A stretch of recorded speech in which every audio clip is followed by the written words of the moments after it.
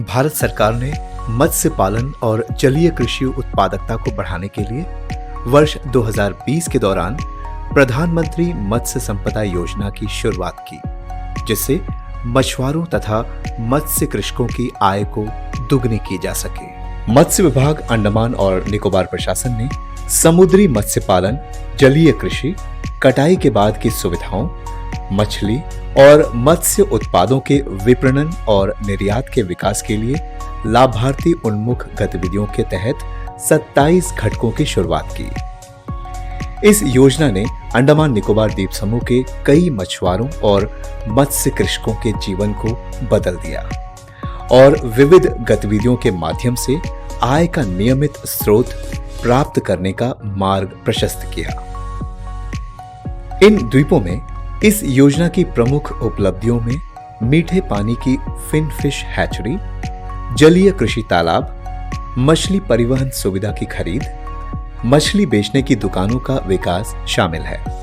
ये योजना अंडमान और निकोबार द्वीप समूह से सीधे समुद्री खाद्य निर्यात को बढ़ावा देने में सहायता करेगी। अंडमान एवं निकोबार द्वीप समूह के सुनामी प्रभावित क्षेत्रों का उपयोग बहुत समय से लंबित था और कई उद्यमी खारे पानी में जलीय कृषि की स्थापना के लिए आगे आए। झींगा पालन के लिए अनुकूल वातावरण ने द्वीपों के मत्स्य कृषकों के लिए एक नया अवसर खोल दिया है। PMMSY के माध्यम से झींगा पालन करने हेतु कई बड़ी परियोजनाएं विभिन्न चरणों में निर्माणाधीन है। श्री डी पोतैया की कहानी किसी भी व्यक्ति के लिए बहुत ही प्रेरणादायक है, जिसने अभी तक 6 मीट्रिक टन झींगा का उत्पादन किया है। चलिए हम उनके अनुभव को सुनते हैं उन्हीं की जुबानी। 2021లోని ఆక్వా కల్చర్ చేశాను। దానికి ముందంటే మామూలు చేపలు వ్యాపారం చేసుకున్నాను। 2021 తర్వాత చెరువులో పనిచేసిన తర్వాత మంచి లాభాలను కనిపించాయి మాకు।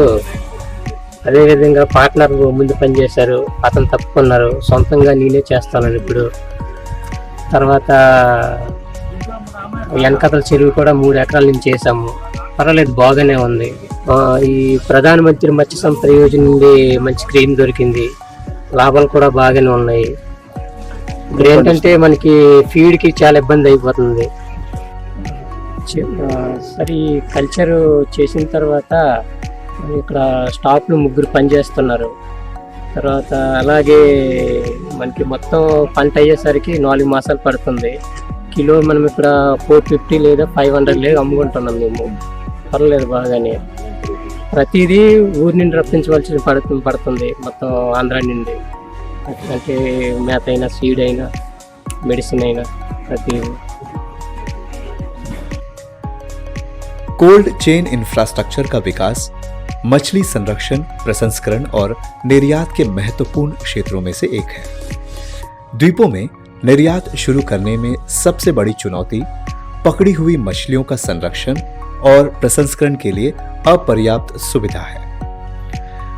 मत्स्य विभाग ने बर्फ संयंत्र और कोल्ड स्टोरेज सुविधाओं को विकसित करने में उद्यमियों का समर्थन किया है। आगामी वर्षों में PMMSY के तहत शुरू किए जाने वाले गहरे समुद्र में मछली पकड़ने वाले जहाजों के माध्यम से अपेक्षित अतिरिक्त पकड़ की भंडारण सुविधाएं बनाना तथा इन द्वीपों में सीधे निर्यात को मजबूत करने के लिए भी उद्यमियों का समर्थन करेगी।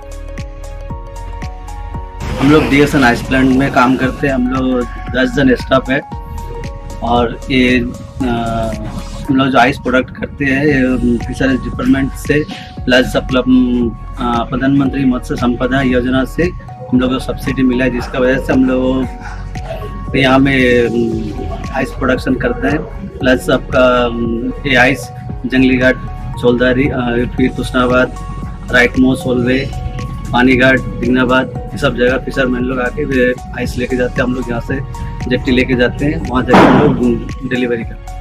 अंडमान निकोबार द्वीप समूह में मछली और मत्स्य उत्पादों के घरेलू विपणन के क्षेत्र में महिला मछुआरों का वर्चस्व रहा है और उनमें से अधिकांश मछलियों की घर घर बिक्री या स्ट्रीट वेंडिंग पर निर्भरता है।